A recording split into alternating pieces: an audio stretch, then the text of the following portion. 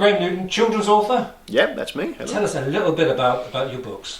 They're basically picture books, and they're aimed at 0 to 5-year-olds. I try and write them with a bit of a moral, but also I like to make them a little bit interesting as well, and colourful pictures and stuff. Yeah, just fun, really good fun.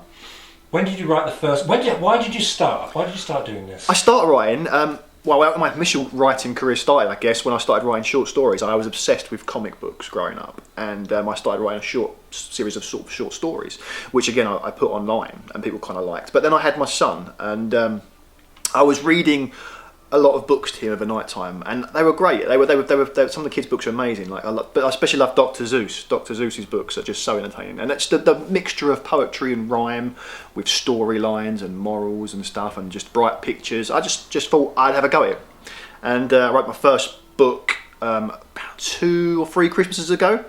And it was about a postman who hated Christmas, and that's my job, that's what I do for a living, I'm a postman, and I was just really not enjoying my day at work, and I just sat down with my phone, and I was jotting away in my van, and I basically wrote the first draft of my first kids book. And yeah, it went really well. I kind of read it, and I read it to a few of my friends, they really liked it, and then I sort of started going from there really, and I just started writing books that I thought my son would enjoy. How many have you got now? I have 10 ebooks available now. I have actually got them in hardback form as well, but I have 2 stories in one book, if that makes sense. So it's 5 books, but 10 stories. Yeah, they're going really well. I've got about 500 downloads already online with my books, and yeah, the Christmas one's most popular, of course, because that time everyone loves a kid's book at Christmas, don't they?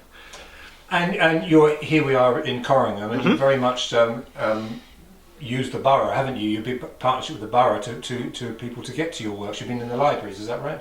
I haven't necessarily been in the libraries. I go to Children's Centre in Stamford especially. I do a rhyme time group there with the kids, and Belinda in there, she's been very helpful, and she's given me some contacts to go and do stuff. I've had some articles in the Thurrock Gazette, which has given me a lot of exposure as well, and a lot of it's through social media really, and different sites using the sort of different groups around the area as well to advertise myself, because it's not profit making, everything's free. My ebooks, my videos, they're all free. I can kind of have the access to anything really. I can go on anywhere I like, so yeah, it's quite good. How do you know if your books are any good or not? That is to say, do you have a critical friend? I have a few critical friends actually. I have a couple that proofread my stuff regularly, whether it be the kids' books or the adult stuff that I write. But my main critic for me, especially for my children's books, is my son, and also some of my friends who are parents as well. And I send them sort of drafts of what I've written. They will read them to their children, and then they'll let me know what they're like. So yeah, I've got quite a extensive process of making sure that they're kind of all right. How do you come up with the titles? For example, I can just see on my eyeline Alexander Piranha. Well, that's the second one I wrote. That was basically about Hayden's first friends. My son Hayden, his first friends that he ever had, and Alexander's one of his good friends. I like to try and have a rhyming title, something that kind of grabs you or uses alliteration. So I've got like Alexander Piranha, Barry the Berry Bee, A New Home for Bobby Bone. So there's all kind of stuff that's kind of grabs you and gets your attention really. Do you mix with other writers, or are you fly solo, as they say? No, I kind of fly solo. I don't like writing with people. I generally tried it, but I'm just a bit much of a control freak. I've had some people. I think for the Christmas one, I had my friend illustrate it.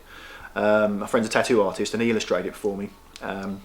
And I want to try and do that again sometime actually, because I've got quite a few creative friends who I'd like to have their drawings just to mix it up a little bit really. But in the writing process, no, I very much like doing things myself.